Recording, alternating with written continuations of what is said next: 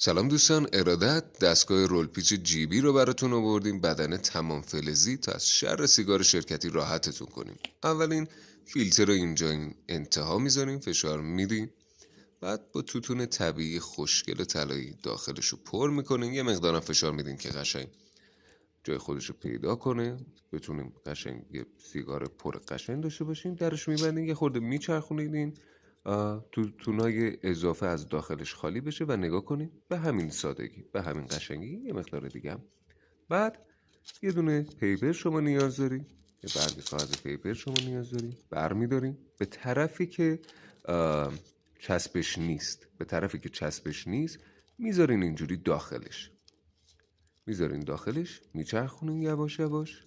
به اینجا که رسید، به اینجا که رسید این تیکه، یه لیسه کوچولو، لیسه که زدین میچرخونینش کامل در بیاد و بفرمایید شما یه سیگار کاملا ارگانیک خوب دارین. نوش جان.